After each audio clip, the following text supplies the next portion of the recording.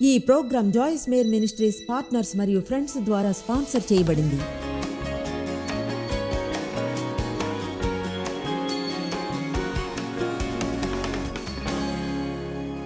తెలుసా, ఆశీర్వాదాలు ఎక్కువగా కష్టాలతో కలిసి ఉంటాయి.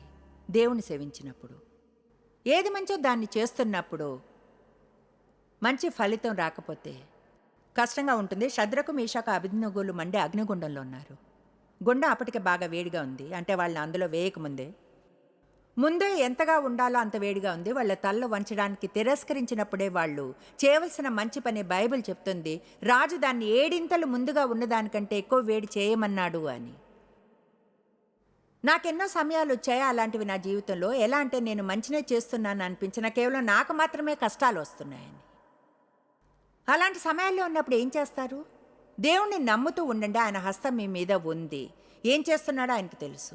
ఆయన ఏమైనా చేయించాలేమో. మీకు కావాల్సిన పదోన్నతిని మీకు ఇవ్వడానికి ముందు నమ్మండి. మీరు నమ్మకపోండి. దేవుడు అగ్నిగుండాన్ని జీవితాల్లోని బంధకాలను విడదీయడానికి యూజ్ చేస్తాడు. అంతా ఈజీగా ఉంటే మనం ఎదగం. చాలా థ్యాంక్స్ అద్భుతమైన మీ స్పందనకు. అగ్నిగుండంలో వాళ్ళు విడుదల చేయబడ్డారు. వారి బంధకాల నుంచి విడుదలైనప్పుడు వాళ్ళు అగ్నిగుండంలో ఉన్నారు. చెప్పింది విన్నారా? వాళ్ళ మంచం మీద పడుకుని పిజ్జా తింటూ టీవీ చూడడం లేదు. అగ్నిగుండంలో విడుదల చేయబడ్డారు. వాళ్ళు బయట మాల్లో షాపింగ్ చేయడం లేదు. అగ్నిగుండంలో ఉన్నారు. అప్పుడు నాకు ఎన్నో ఏళ్ళు పట్టింది గుర్తించడానికి నేను నాకు పెద్ద శత్రువు అనుకున్నది దీర్ఘకాలంలో నా బెస్ట్ ఫ్రెండ్స్ అని. నా జీవితంలోని సౌళ్ళు నా నుంచి తీయబడ్డారు. ఒకవేళ బైబిల్లో సౌలు ఎవరో తెలియకుంటే కేవలం ఆ సందేశానికి టైం లేదు. దేవుడు నిరంతరం మీ చుట్టూ మీ పట్ల ఎలా ప్రవర్తించాలో అలా ప్రవర్తించే వారిని ఉంచడు. కొన్నిసార్లు మీ పట్ల అంత మంచిగా ఉండని వారిని ఉంచుతాడు. అప్పుడు మీలో ఏముందో నిజంగా తెలుసుకుంటారు.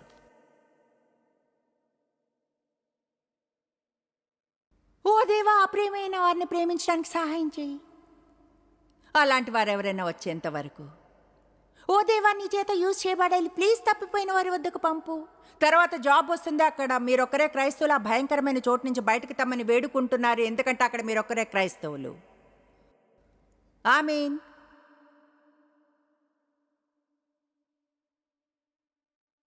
మీరు కానీ దీన్ని అంటి పెట్టుకుని ఉంటే ఈరోజు మీ జీవితంలో ఏం జరుగుతున్నా సరే పవిత్రమైన దేవుడు కలుగ చేసుకుంటే, ఈ సభ నుంచి ఎవరైనా నిరుత్సాహంగా వెళ్ళడానికి కారణమే ఉండదు. ఎవరికైనా ఒక్క కారణం కూడా ఉండదు ఇంటికి వెళ్ళడానికి. అంటే వీసమెత్తు కూడా నిరుత్సాహంగా. ఎందుకంటే దేవుడు మీ పక్షాన ఉంటే మీకు వ్యతిరేకంగా ఎవరొచ్చినా పర్వాలేదు. అంటే నిజంగా అదేమంత పెద్ద విషయం కాదు. మనం ప్రజల వైపు చూడడం మానేసే దృష్టిని దేవుని మీద ఉంచి మంచి వైఖరిని తెచ్చుకుని ఇలా అంటే, నేను కేవలం ఈ 2 పనులే చేస్తాను దేవా, మంచి వైఖరిని ఉంచుకుంటాను, నువ్వు సహాయం చేస్తే ఇతరులకు ఆశీర్వాదంగా ఉంటాను, కేవలం నువ్వే దాని గురించి కేర్ తీసుకోవాలి, దానికి ఎంతకాలం పట్టినా సరే అది నీ ఇష్టం. ఇలా కాదు, చూడు దేవా, నువ్వు ఈ పరిస్థితి నుంచి మార్చుకుంటే వచ్చే వారం లోపు నాకు తెలియదు రక్షణ పొందినట్లు ఉంటానో లేదో.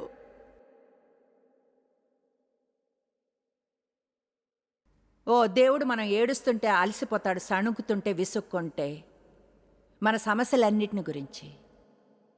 దేవునికి స్తుతులు, అగ్నిగుండంలో లేను. ఆమేన్.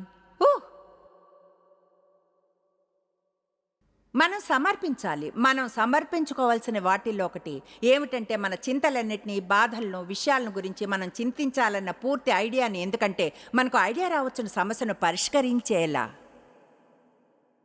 మీకు ఆ విషయం చెప్పనా, కఠినంగా ఉండాలని కాదు, కానీ మీ జీవితాన్ని నడిపేంత తెలివి మీకు లేదు. అలాగే నాకు, మనం ప్లెయిన్గా ఉంటాం, జీవితాలను నడిపేంత తెలివి ఉండదు.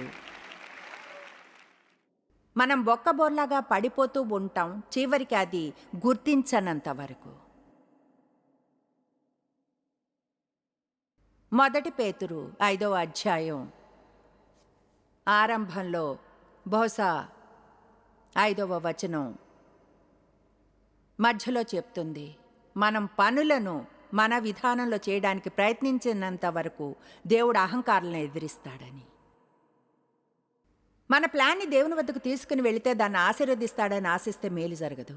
మనం ఆయన వద్దకెళ్ళి ఇలా అనాలంటాడు, దేవా ఇదిగో నేను నా జీవితంలో నువ్వేం చేయాలంటే అది చెయ్యి. మనం ప్లాన్ బాగా చేయలేము, తర్వాత ప్రార్థించడం దేవుడు అది పనిచేసేలా చేస్తాడని.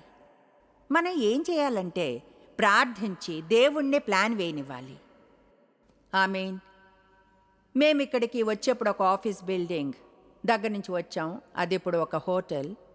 ముందు వేరే హోటల్గా ఉండేది. గతంలో అది హోటల్ కాకముందు అదొక ఆఫీస్ బిల్డింగ్. నేను అక్కడ బుక్ కీపర్గా పనిచేశా. నేను ఆ ఆఫీస్లో పనిచేశాను. ఇక్కడ కొన్ని బ్లాక్స్ తర్వాతే డేవ్ని అప్పుడే కలిశాను. ఇంటికి వెళ్ళడానికి ఎలాంటి ట్రాన్స్పోర్ట్ లేదు. డేవ్ మరొకంతో కలిసి పనిచేసేవారు. అతను ఒక 2 ఫ్యామిలీ ఫ్లాట్లో ఉండేవాడు. అది మా పేరెంట్స్ది. కనుక వాళ్ళు ఆ మూలకు వచ్చి నన్ను పికప్ చేసుకుని ఇంటికి తీసుకుని వెళ్ళేవారు. అలా నేను డేవ్ మేయర్ని కలుసుకున్నాను. ఇప్పుడు గతంలో ఆ తర్వాత డేవ్ ఆయనది ఇంజనీరింగ్ ఫీల్డ్, హీటింగ్ మరియు ఏసీ ఇంజనీరింగ్ పనిచేసేవారు ఆ బిల్డింగ్లో. తర్వాత అది యాడమ్స్ మార్క్ హోటల్గా మారింది. కనుక కొంచెం చరిత్ర ఉంది ఆ మూల పైన కొన్ని వారాల నుంచి. అంటే ఇక్కడ నుంచి కొన్ని బ్లాక్ల తర్వాత అయితే ఆశ్చర్యాన్ని కలిగించింది ఏమిటంటే అక్కడ బుక్ కీపర్గా ఉన్నప్పుడు నాకు ఐడియా కూడా లేదు ఏం చేయబోతున్నాను.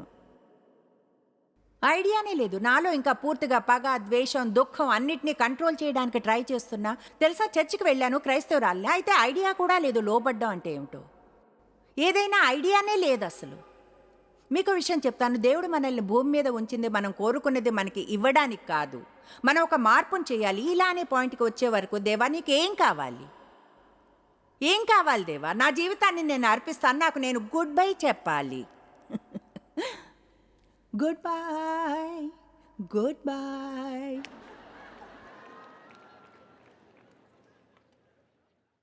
నువ్వేం చేయమంటే నేను అది చేయాలి. మీరు సంతోషంగా ఉండలేరు. ఇప్పుడు మీరేం కావాలనుకుంటే అవన్నీ దేవుడు మీకు ఇచ్చేస్తే చెప్పగలను అలా చేస్తే సంతోషం ఉండదు అని. ఎందుకంటే మీరు సంతోషంగా ఉండగలిగే ఒకే ఒక విధానం మీరు జీవితంలో దేవుని చిత్తం మధ్యలో ఉన్నప్పుడే. ప్రతిరోజు లేచి ఇలా అంటే, దేవా ఇదిగో నేను ఈరోజు నా నుంచి నీకు ఏం కావాలి అంటే దేవుడు మీరు అనుకునే ప్రతిదీ చేయనిస్తాడని కాదు. అయితే నేను చెప్పేది దేవుడు లేకుండా అందులో ఏది మీకు సంతోషాన్ని ఇవ్వదు అని. తర్వాత ఆయన బలమైన హస్తాల క్రింద విధేయులుగా ఉండండి, తగ్గ సమయంలో ఆయన మిమ్మల్ని హెచ్చిస్తాడు. మీ భారాన్నంతా ఆయన మీద వేయండి. ఈ వారంతలో నిర్ణయం తీసుకోండి, మిమ్మల్ని డిస్టర్బ్ చేసే ప్రతిదీ సరెండర్ చేస్తాము అని.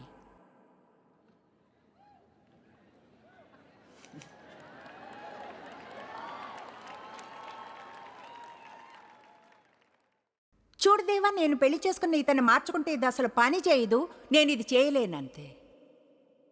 అవును మీరు చేయగలరు అంటే దేవుడు చేయమనేది అదే. అయితే అప్పుడు ఆయన దానికి కావలసిన కృపని, ఆనందాన్ని ఇస్తాడు. చేయడానికి చేయగలుగుతారు. అయితే మీకు ఒక మైండ్ సెట్ ఉండాలి, మీ ఆనందం దేవునిలో ఉందని, పరిస్థితుల్లో కాదని. Thank you. ఉత్సాహపడ్డ ఒక స్త్రీ ఆ వెనుక ఉన్నందుకు. ఎక్కడుంటారు, నేను వచ్చి మీకు బోధిస్తాను. Okay, thank you. యెషయా 27:5 చూద్దాం. మీకు ఈ వచనాన్ని చూపిస్తాను. ఈలాగున ఒకవేళ పూర్తి ఇశ్రాయేలు కాలిపోకుండా తప్పించుకోవాలనుకుంటే ఒకే ఒక వేరే మార్గం ఉంది. ఈలాగున జరుగుకుండునట్లు జనులు నన్ను ఆశ్రయింపవలను, నాతో సమాధాన పడవలను. వారు నాతో సమాధాన పడవలను. అవును, వారు నాతో సమాధాన పడవలను. అంటే ఆయన ఒకే జవాబు చెప్తున్నాడు. లోకంలోని దుఃఖం నుంచి తప్పించుకోవడానికి ఒకే ఒక మార్గం దేవుని వద్దకు రావడం, పూర్ణంగా లోబడిపోవడం. ఇప్పుడు చెప్పగలను, ఎందుకంటే దీన్ని చాలా కాలంగా చేస్తున్నా. మనస్ఫూర్తిగా నమ్ముతాను దేవుడు నాకు సరైన ప్రజల గుంపు కొరకు సరైన సందేశాన్ని ఇస్తాడని. ఏం చెప్తున్నాను? I love you, love you, love you, love you. అయితే ఇక్కడ కొంతమంది మొండువారు ఉన్నారు ఈరోజు.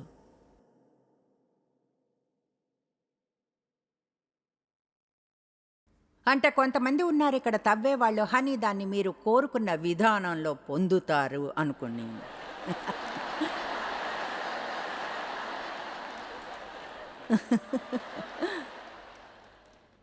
ఇదే సమయం సరెండర్ అయ్యి అనడానికి, దేవా నాకు కావాల్సిందంతా నువ్వు కోరుకున్నదే.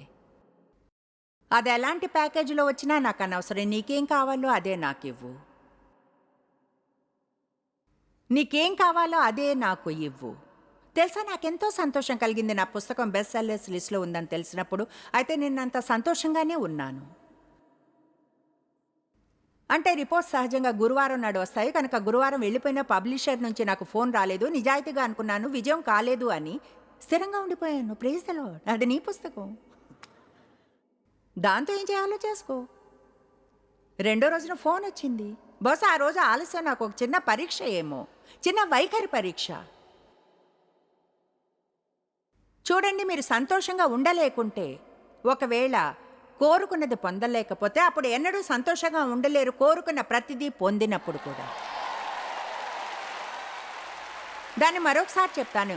మీరు కోరుకున్నది పొందనప్పుడు సంతోషంగా ఉండలేకపోతే మీరు కోరుకున్న ప్రతిదీ పొందినా కూడా సంతోషంగా ఉండలేరు. కొంచెం సమయం ఉంటారు, కొంచెం సమయం కోసం సంతోషంగా, అదెలాంటి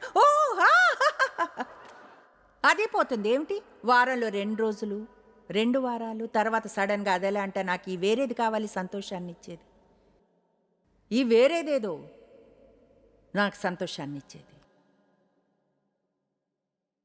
నాకు గుర్తుంది, మీటింగ్స్ ఆరంభించిన మొదట్లో అప్పుడున్న నా పాస్టర్ రిక్ షెల్టన్, నాకు తెలియదు మీకు గుర్తుందా అని, అయితే నాకు గుర్తుంది. మీరు అది చెప్పడం నిజంగా నాకెంతో సంతోషం. ఎందుకంటే అన్ని చోట్ల నేను చేసే మీటింగ్స్ చాలా చిన్నవి, చాలా చాలా చిన్నవి, పోల్చి చూస్తే చాలా చిన్నవి. 9 మంది, 20 మంది, 30 మంది. నాకు పెద్ద దర్శనం కలిగింది. ఎవరికైనా పెద్ద ఐడియా ఉంటే చిన్న ఫలితం నచ్చదు వారికి, తెలుసా? వింటున్నారా ఎవరైనా? నాకు గుర్తుంది, ఆయన ఒక రోజు నాతో అంట, ఏమన్నా తెలుసా జాయ్స్, మీ మీటింగ్స్కి 500 మంది వస్తే 1000 కావాలనుకుంటావు, 1000 మంది వస్తే 1500 మంది వస్తే బాగుండు అనుకుంటావు, 1500 మంది వస్తే 2000 మంది వస్తే బాగుంటుంది, తెలుసా? మొన్న ఒక రోజు నా డేవ్ అన్నారు, ఈ కాన్ఫరెన్స్కి ఎంతమంది రిజిస్టర్ చేశారని. నిజాయితీగా నాకు తెలీదు. ఈ లెక్క పెట్టే విషయాన్ని వదిలేశాను. అదెలా అంటే ఎవరైతే ఉన్నారో వాళ్ళు ఉన్నారు, వాళ్ళనే ఆనందిస్తాను, అదే బోధిస్తాను అని. ఒకవేళ 10,000 మంది వచ్చినా, 15,000 మంది వచ్చినా, 20,000 మంది వచ్చినా ఒకేలా ఉంటాను, లేకుంటే నా సంతోషం సంఖ్యతో ముడిపడి ఉంటుంది. కమాన్, ఎన్ని పుస్తకాలు అమ్మారు, ఎంతమంది మీటింగ్కి వచ్చారు, అది ఇది, ఎంతమంది రక్షణ పొందారు, ఎంతమంది. అది విని ఎంతగా అలసిపోయానంటే సహించలేకపోయాను. బోధకులు ప్రతిదీ లెక్క వేసుకున్న తర్వాత గొప్పలు చెప్పుకుంటారు. మీకు తెలుసా,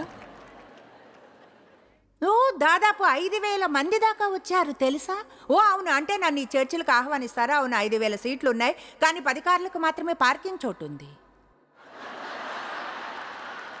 సరే, నేను వెళ్ళి అడ్వర్టైజ్ చేస్తాను, ఫలానా చర్చికి వెళ్తానని. టీవీలో ప్రజలు నన్ను చూస్తారు, తర్వాత వాళ్ళ కార్ పార్క్ చేయడానికి చోటు ఉండదు, కోపం వస్తుంది. జీవితంలో ప్రతిదీ లెక్క వేయడం మానండి. నేను నాకు లేని డబ్బును గురించి లెక్కలు వేస్తూ నా జాబ్ను పోగొట్టుకున్నాను. బిల్లులు వచ్చేవి, నా చెక్ బుక్ని తీసి క్యాల్కులేటర్ని తీసి బిల్లులను చూసేదాన్ని. అన్ని లెక్కలు వేస్తే ఎంతో కోపం వచ్చేది, బాధ వేసేది, నిరాశపడి ఫిట్స్ లాంటివి వచ్చేవి. పక్క గదిలో డేవ్ పిల్లలతో ఆడుతుండేవారు.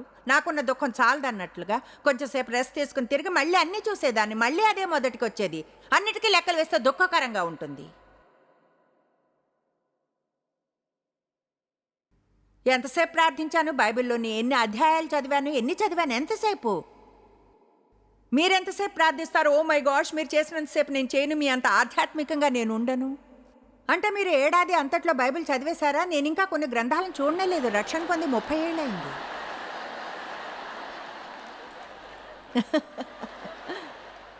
ప్రతిదీ లెక్క వేయడం మాని సంతోషంగా ఉండండి. ఎవరికైనా తెలుసా ఏం మాట్లాడుతున్నాను? అవును, ప్రపంచంలో ఉన్న 3 అతిపెద్ద చర్చిల్లో మాదొకటి. మీకు తెలియదు మీకేముందో.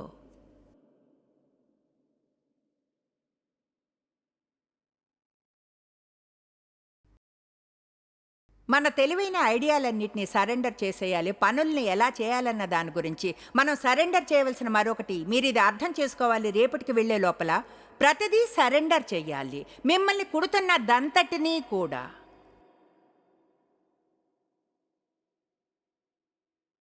ఇది మీ తొడలతో సమాధాన పడాల్సిన సమయం. ఈరోజు పురుషులారా మీరు దీన్ని సహించాల్సిందే. ఈరోజు స్త్రీలారా మనం మన థైస్తో సమాధాన పడుతున్నాం. చేయగల శ్రేష్టమైంది చేయండి, ఏమొస్తుందో చూడడం మానండి. వీలైనంత టైట్ది ధరించండి దాన్ని పీల్చివేయడానికి. తర్వాత మిగతా దాంతో సమాధాన పడండి. నాకు తెలియదు హవ్వ ఎలా కనిపించదో, అయితే చెప్పగలను కర్రలా కనిపించలేదని. ఎముకల మీద కొంచెం మాంసం ఉండి ఉంటుంది. ఆమేన్. నా స్వరంతో నేను సమాధాన పడ్డాను. అంటే ప్రజలు ఎప్పుడూ నవ్వేవారు. 2 వారాల క్రితం ఎవరికో ఫోన్ చేశాను అన్నాను. కాదు, నేను మిస్టర్ మేయర్ని కాదు, మిస్సెస్ మేయర్ని. ఆ కథలన్నీ చెప్పడానికి సమయం లేదైతే మీరు సమాధానం చేసుకోవాలి మీకు నచ్చని కొన్ని విషయాలతో. మీతో మీరు సమాధాన పడండి. మిమ్మల్ని మీరు మార్చుకోలేరు, కానీ దేవుడు. మీరుగా పరిష్కరించుకోలేరు, కానీ దేవుడు మీ జీవితంలో ఏం చేయాలో అదంతా చేయగలడు. మనం గుడ్ బై చెప్పాలి స్వయం విషయాలకు. ఇప్పుడు లూకా 14ని త్వరగా చూద్దాం. లూకా 14:31. మరియు ఏ రాజైనను మరి ఒక రాజుతో యుద్ధం చేయబోనప్పుడు తన మీదికి 20,000 మందితో వచ్చేవాన్ని 10,000 మందితో ఎదిరింప శక్తి తనకు కలదో లేదో అని కూర్చుండి మొదట ఆలోచింపడా? ఇప్పుడు ఇదే కథ యొక్క అసలైన నీతి. మీరు ఒక యుద్ధం చేయాల్సి వస్తే మిమ్మల్ని మీరు చూసుకుని అనాలి, నాకు యుద్ధాన్ని జయించడానికి కావలసినవన్నీ ఉన్నాయా? లేవు.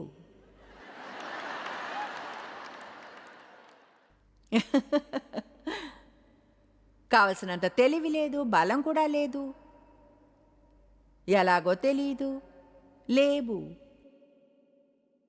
చేయలేను. 32వ వచనం, శక్తి లేని ఎడల అతడింకనూ దూరంగా ఉన్నప్పుడే రాయబారం పంపి సమాధానం చేసుకొని చూచును కదా. కనుక మీలో ఎవరైనా మర్చిపోయి మానుకుంటే, సరెండర్ చేసి దావా చేస్తే, వదిలివేస్తే, నా శిష్యునిగా ఉండలేకపోవడానికి ఉన్న అన్నిటికీ గుడ్ బై చెప్పండి. Good bye, good bye, good bye, good bye స్వయం ప్రయత్నానికి, గుడ్ బై స్వయం నమ్మకానికి, గుడ్ బై స్వార్థపరత్వానికి, గుడ్ బై స్వార్థానికి, గుడ్ బై స్వయం విషయాలకు. Good bye, good bye. మీరు సభ నుంచి వెళ్ళాక, ఈరోజు ఈ బిల్డింగ్ వదిలి వెళ్ళినప్పుడు మీరు మీ పాత స్వయాన్ని ఇక్కడ వదిలి వెళ్ళండి. తలుపు బయటకు వెళ్ళగానే ఇలా అండి, గుడ్ బాయ్. ఆ చెడు వైఖరిని వదిలి మంచి వైఖరిని తెచ్చుకొని దాంతో వెళ్ళండి. మీరు ఆ విషాదపు చెడు కథను వదిలివేయండి. దేన్నైతే అందరికీ చెప్తూ తిరుగుతారో రోజుకి 25 సార్లు. ఆ స్వయం జాలిని వదిలి అందరినీ నిందించడం మానండి. దాన్ని వదిలేసి చెప్పండి, గుడ్ బాయ్. అక్కడికి వెళ్ళాను, అలా చేశాను, ఇంకేదో చేయాల్సింది. మనం ఇప్పుడు మొదటి కొరింథీ 1ని చూద్దాం. నా పాట్స్ని ఇక్కడకు తెస్తారా ప్లీజ్? మొదటి కొరింథీ 1 మనం 27వ వచనం నుంచి ఆరంభిద్దాం. బహుశా ఏ శరీరయు దేవుని ఎదుట అతిశయింపకుండునట్లు జ్ఞానులను సిగ్గుపరచుటకు లోకంలో నుండి వెర్రివారిని దేవుడు ఏర్పరచుకొని ఉన్నాడు. బలవంతులైన వారిని సిగ్గుపరచుటకు లోకములో బలహీనులైన వారిని ఏర్పరచుకున్నాడు. ఊహించగలరా? అత్యధికమైన బాగా చదువుకున్న ధార్మిక వ్యక్తిని గురించి ఓ 3-4 డిగ్రీలు వారి పేరు వెనుక ఉండడం, ప్రతి ఒక్క బైబిలు సెమినార్కి వెళ్ళిన వారు, సెమినరీకి వెళ్ళిన వారు, మరిన్ని బైబిల్ స్కూల్స్కి ఇది అది. ఊహించగలరా అదెంతగా వారిని చిరాకు పరుస్తుందో? నాలాంటి ఎవరినైనా చూస్తే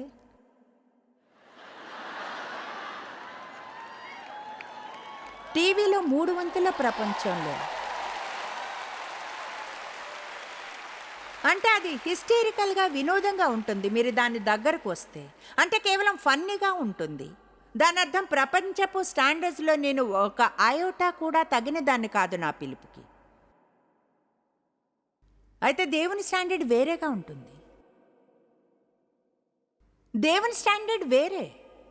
బైబిల్ మనల్ని మట్టి పాత్రలు అంటుంది. దేవుడు బుద్ధిహీనుల్ని ఎంచుకుంటాడని ఆయన చూడండి, ఆయన మహిమ గొప్పతనం తెలియపరచగలిగేలా వారివి కాకుండా. లేదా ఇలా అంటాను, దేవుడు పగిలిన కుండలను వాడతాడని. ఇప్పుడు చూడండి, నేను కానీ ఒక కుండను కొనాలంటే ఇక్కడున్న ఎలాంటి వ్యక్తి అయినా ఒక కుండను కొనడానికి వెళితే పగుళ్ళున్న కుండను ఎవరు ఎంచుకుంటారు చెప్పండి? మీరు దీన్ని ఇంటికి తీసుకుని వెళ్ళరు. ఇలాంటి కుండను కొట్లో పెట్టిన వానికి పిచ్చమ్మ అని కూడా అనుకుంటారు. అవును, మనకు బాగా నున్నగా పాలిష్ చేయబడి మెరిసే కుండ కావాలని అనుకుంటాం. అయితే దేవుడు మన ద్వారా బలంగా కనపడాలి అనుకుంటాడు. లైట్లు క్రిందకి తండి చూపిస్తాను. ఇప్పుడు చూడండి, ఈ 2 కుండల్లోనూ లైటు ఉంది. ఒక నిమిషం ఆగండి. దీని లోపల మనందరికీ నచ్చే మంచి కుండ, దీనిలోనూ లైట్ ఉంది, అయితే దాన్ని చూడలేం. అదే లైట్ ఇక్కడ ఇంకో దానిలోనూ ఉంది, అయితే దాన్ని చూడగలుగుతున్నాం. ఏదేమైనా ఏం జరుగుతుందో చూడండి. పగలిన కుండలో లైట్ వేసినప్పుడు నాకు ఇది ఇష్టం కనుక నేను సంతోషంగా పగిలిన కుండలా ఉంటాను. ఇదిగో నేనే ఇది అద్భుతమైన సంతోషమైన పగిలిన కుండను. నా పగుళ్ళను గురించి నేను చింతించను. నా పగుళ్ళను గురించి అప్సెట్ అవ్వను. నా పగుళ్ళు పోకపోయినా నేను పట్టించుకోను. నేను సంతోషమైన పగిలిన కుండలానే ఉంటాను. ఆమేన్. చెప్తున్నాను, చాలా కాలంగా కొన్ని విషయాలు నా చుట్టూనే ఉన్నాయి. ఒకలా దాంతో సౌకర్యంగా అవుతున్నా. నాకు ఫీలింగ్ ఉంటుంది ఎప్పుడు కొంచెం భయంగా ఉన్నట్లు. నా నోరు ఎప్పుడు కొంచెం సమస్యలో పడేస్తుంది, అయితే వెంటనే పశ్చాత్తాపడతాను. ఓ దేవా, ఎవరూ నా అంత త్వరగా పశ్చాత్తాపడలేరు. అంటే దాని మధ్యలో ఉండగానే పశ్చాత్తాపడగలను.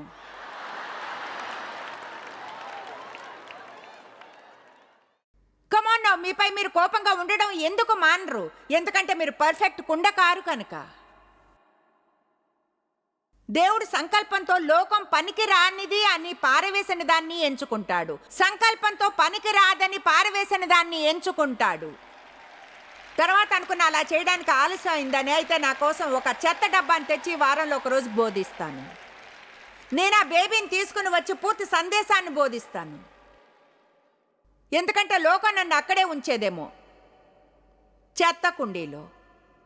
కానీ దేవుడు, కమాన్, కానీ దేవుడు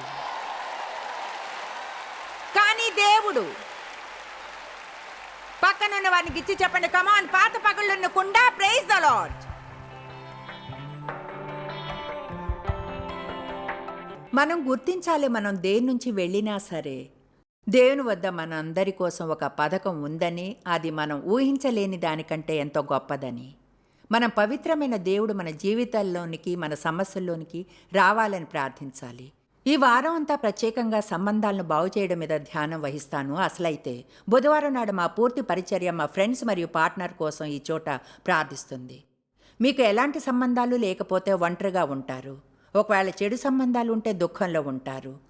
మనకు సంబంధాలు కావాలి, అయితే అవి సరైనవని నిశ్చయించుకోవాలి. ఆరోగ్యకరమైనవి, మంచి సంబంధాలు, సమతుల్యమైనవి అని. ఇదెంతో అసాధారణమైన బోధన, మీకు వెంటనే సహాయం చేయగలుగుతుంది. ఈ అవకాశాన్ని ఉపయోగించుకోండి. ప్రజలతో మీ సంబంధాలను ఎలా మెరుగుపరుచుకోగలరో తెలుసుకోండి. జాయిస్ మేర్ మినిస్ట్రీస్లో మీరు మాకెంతో ముఖ్యులు. మిమ్మల్ని అభినందిస్తున్నాం. మా ఫ్రెండ్స్కి, పార్ట్నర్స్కి థ్యాంక్స్. ప్రపంచవ్యాప్తమైన ఈ పరిచర్య సాధ్యమయ్యేలా చేసినందుకు. అందరం కలిసి ఆకలిగొన్న వారికి భోజనం పెడుతున్నాం, బీద వారికి బట్టలిస్తున్నాం, దేశాలకు సువార్తను పంచుతున్నాం. ఈ రోజే సంప్రదించండి joycemeir.org. ప్రార్థనా నివేదనల్ని మాతో పంచుకోండి. మా సాధనాల గురించి తెలుసుకోండి. జాయిస్ సభల షెడ్యూల్ని తెలుసుకొని మాతో పార్ట్నర్ అవ్వండి. ప్రపంచమంతా క్రీస్తు ప్రేమను పంచడానికి. ఈ programme Joyce Meyer ministries partners మరియు ఫ్రెండ్స్ ద్వారా స్పాన్సర్ చేయబడింది.